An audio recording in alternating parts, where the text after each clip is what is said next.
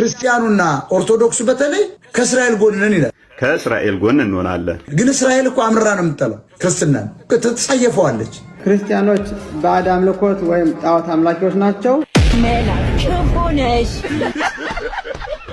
ከእስራኤል ጋር ዘመድ ነን። እኛ ከእስላሞች ጋር እንቀራረባለን።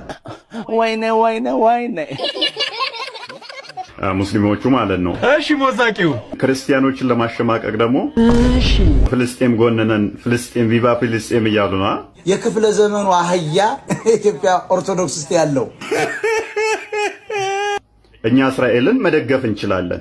ያመሰገነህም ያሸበሸበልህም የለም።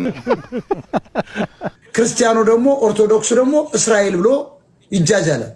እኛ እስራኤልን መደገፍ እንችላለን። እስራኤልን ለማጥፋት የሞከሩ ይሄ ክርስትናው እምነት ዓለም ሲሆን የእስልምናው እምነት ዓለም ዳፍታ ለ2000 ዓመት ምንም ነገር ሳያደርግብን ነበር የቆየው በእኛ በይሁዳውያን ላይ። እኛና እስራኤል ቀጥታ የደም ትስስር አለ። እኛ ከእስላሞች ጋር እንቀራረባለን። ወይኔ አላመነም አይኔ።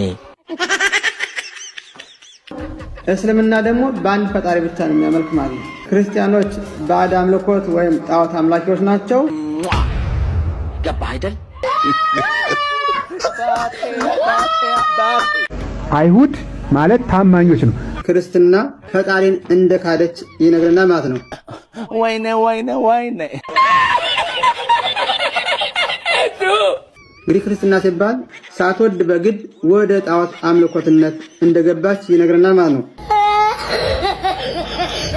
እስራኤል በአሸባሪ ላይ ባላት አቋም ምክንያት እንደግፋታለን። ክርስቲያኖችን አያርዱም።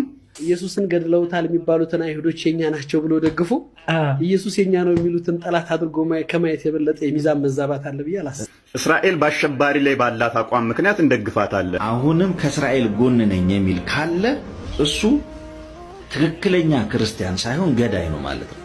ለገዳይ የሚያስብ ክርስቲያን አይደለም። እኛን ወገኖች ለመደብደብ ነው ይሄው ገዳይ ኮማንዶ አዘጋጅተው የምታዋቸው እዚህ የተሰለፉት ማለት ነው። እኛ አንድ ነገር ብናደርግ እኛን ለመደብደብና ለመግደል ማለት ነው። እኛ በአባታችን በኩል እስራኤላውያን ልንሆን እንደምንችል እንዴት አይነት ገልቱ ኢትዮጵያዊ ተፈጠረ ጎበዝ። በእናታቸው በኩል ኢትዮጵያውያን ናቸው እስራኤሎች ማለት ነው። እንግዲህ ክርስትና ሲባል ዓለምን ሁሉ የፈጠረ ፈጣሪ አንዲትን እጮኛ ያላትን ሴት ፈጣሪ መጥቶ አስወለዳትና ይህም ሰው ራሱ ፈጣሪ ነው ማለት እጅግ በጣም ታላቅ ኃጢአት ነው። ሜላት ክፉ ነሽ።